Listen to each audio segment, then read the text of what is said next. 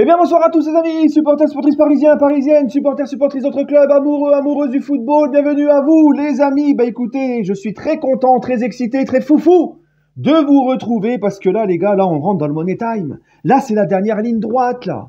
Oui les gars, c'est la dernière ligne droite, on va rentrer pratiquement dans les dernières 24 heures du mercato là.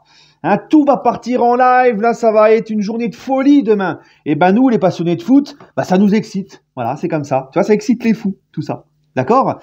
Et d'ailleurs, demain, pour vous dire, demain, je vous confirmerai l'heure plus tard dans la soirée ou demain sur mes réseaux, sur Insta, sur Snap. Demain, les amis, nous allons passer une grosse journée. Déjà, il y a le tirage au sort à 18 h de la Ligue des Champions, les matchs de poule. D'accord? Donc, une fois les tirages faits, moi, je fais une vidéo pour donner mon avis, comme d'habitude, sur les adversaires du PSG en poule. Et ensuite, c'est là que je vous dis, je vous confirmerai l'heure. Mais normalement, de 22 h à minuit, en live, ici, sur ma chaîne YouTube, on va passer les 2 dernières heures du mercato ensemble. Parce que j'ai l'impression que le dossier Barcola et Colomani, les dossiers chauds, là, ça va aller jusqu'au bout du bout. J'ai l'impression que c'est mon ressenti. On en profitera pour revenir sur les tirages au sort. On en profitera pour donc parler mercato PSG, regarder le mercato des autres. Il y aura des choses intéressantes. Et je ne serai pas seul. Je serai avec celui que j'appelle mon petit frère, que j'aime beaucoup, Daddy Panam, qui est un TikToker sur le PSG, que j'apprécie beaucoup, que j'aime beaucoup. Et je sais que c'est réciproque. Donc il sera avec moi demain sur ma chaîne YouTube, pendant ces 2 heures-là, pour la fin du mercato. Elle est pas belle la vie! Voilà. Bon les amis, le sujet de cette vidéo. Randal Colomani, ça y est, là il a décidé de prendre le taureau par les cornes, de montrer un peu les crocs parce que il est un petit peu pris pour un imbécile, pour être poli, hein, dans cette histoire, Colomani, par ses dirigeants. Et là, ben, il tape du poing sur la table, Colomani. Voilà, donc il a séché l'entraînement ce matin, parce que Francfort, il chipote pour rien et ça bloque le transfert et on arrive dans les derniers moments. Donc il sèche l'entraînement et là il est même sur Paris pour essayer que Francfort trouve vite un terrain d'entente avec le PSG. C'est un moyen de forcing les amis, d'accord? C'est un moyen de forcing qui se fait depuis très longtemps, qui se fait souvent et qui ne c'est pas le premier ni le dernier à le faire.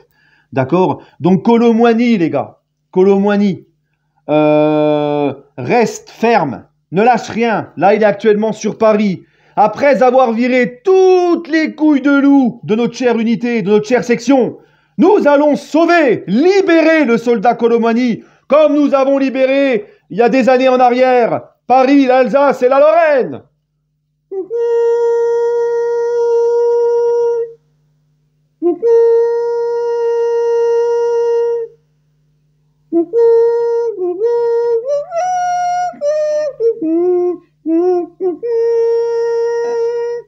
Tiens bon, soldat Colo, nous arrivons. Non, franchement, hein, trêve de plaisanterie. Déjà, moi, je suis content. Je suis très content parce que hein, on a eu souvent, et puis preuve en est, tiens, récemment avec les déclarations du guignol de Rosario, là, Messi, on a eu des mecs qui sont venus puis qui voulaient même pas venir. Ils en avaient rien à carrer du club. Hein, eux, c'était parce que la soupe était bonne et voilà. Ils avaient rien à carrer. Là, on a un gars qui est prêt à tout. Est prêt à tout pour rejoindre le PSG parce qu'il veut absolument le PSG. Donc ça, c'est pas à négliger. Hein, moi, je suis très content.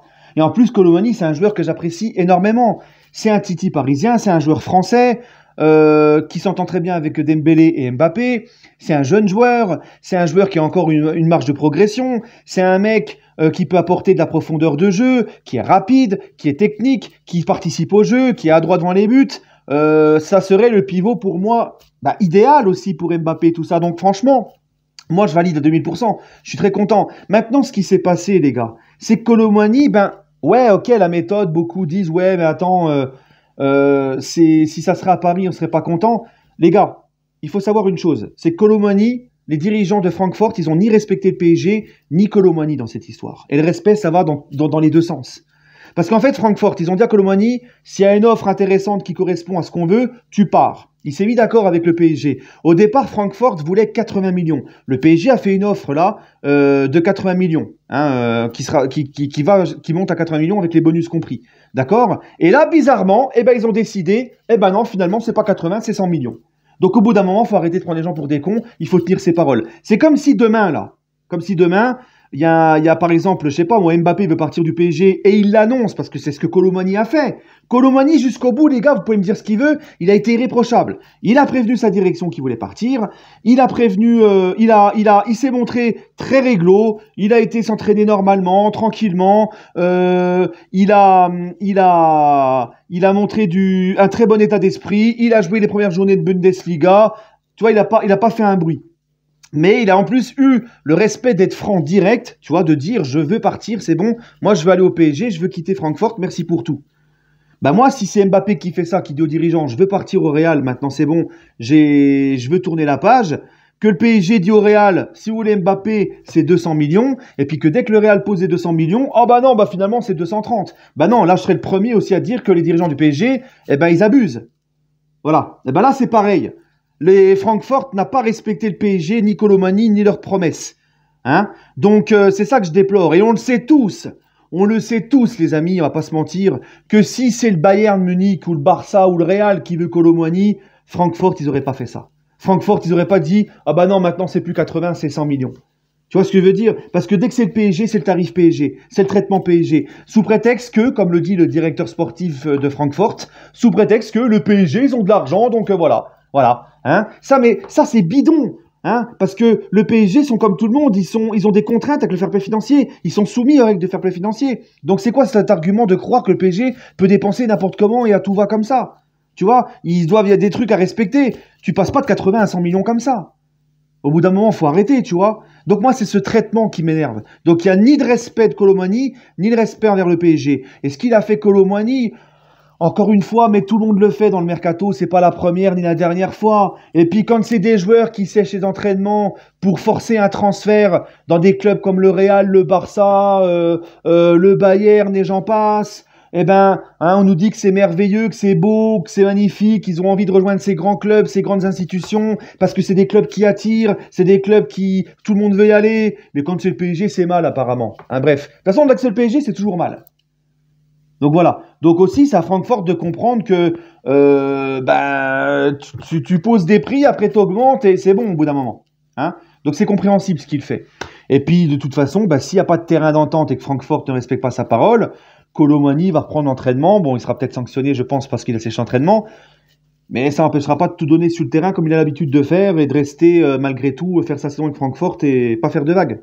D'accord? Là, c'est juste un moyen de pression. Il y a aussi son agent qui doit lui conseiller de faire ça. C'est comme ça, c'est le mercato. C'est pas la première, encore une fois, ni la dernière fois qu'on voit ça. Voilà les amis. En tout cas, moi, ça me fait plaisir. Ça me fait plaisir de voir un joueur qui veut absolument venir et qui fait tout pour venir. Voilà, c'est ça moi que je veux. Hein, des joueurs qui sont investis dans le Paris Saint-Germain, des joueurs qui viennent parce que ils ont envie d'être là, ils croient en ce projet, ils vont respecter le club, les supporters, l'institution. Tiens, regarde là, quand je vois Skriniar et Asensio, et ça c'est un truc bien, il y a beaucoup de choses qui ont changé au club les amis, beaucoup de choses. C'est pour ça que moi je suis très optimiste. Parce que déjà, quand tu vois les interviews de Luis Enrique, quand il te dit, quand il parle tout le temps de respect de l'histoire, des supporters, du maillot, respect du PSG, il parle de travail, de discipline. C'est pour ça d'ailleurs que des mecs comme Neymar et Verratti ne sont pas retenus. Voilà, ces mecs-là payent leur hygiène de vie désastreuse depuis longtemps, on avait prévenu. Avec Luis Enrique, ces mecs-là, ça va être difficile de trouver une place. Il ne veut plus de mecs qui ont une hygiène de vie douteuse, qui sont des fêtards, qui fument des clopes sur clopes, voilà aussi, il faut comprendre ça. Donc tu vois, tout ce qui se passe au PSG, moi je m'y retrouve là complètement. Voilà, hein, là je m'y retrouve dans ce PSG là. Là je kiffe. Il n'y a pas besoin de revenir, parce que beaucoup ont dit ça sur Twitter, des gens qui n'ont pas compris mes propos. Pas la peine de revenir à l'époque colonie capitale, c'est pas ça que je demandais, mais juste de s'y retrouver dans ce PSG, dans des joueurs qui s'identifient PSG et qui vont respecter le club et les supporters. Voilà, d'accord? Pas des starlets qui viennent et qui font n'importe quoi et qui pissent sur l'institution, sur le supporter, etc. Et qui en ont rien à faire d'être là et qui marchent sur le terrain. Voilà.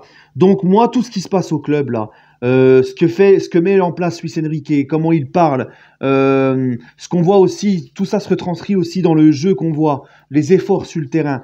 Et quand on voit que le PSG aussi, ça c'est important, c'est un signe que ça a changé, qu'il y a une volonté de changer les mentalités des choses, ont mis en place des professeurs de français pour que les mecs apprennent le français et que je vois des gars comme Asensio, comme Skriniar, être assidu au cours de français, tout faire pour apprendre vite français, eh ben moi, oui, je kiffe. Je kiffe, voilà. Je kiffe vraiment ce qui est en train de se passer actuellement au PSG. On va pas s'enflammer, il faut que ça continue.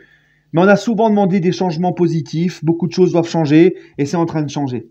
Voilà, donc moi je suis très content les amis. Bref, allez, prenez soin de vous, et rendez-vous demain, juste après les tirages de Ligue des Champions, petite vidéo, et après, un live spécial dernières heures du Mercato avec Dani Paname.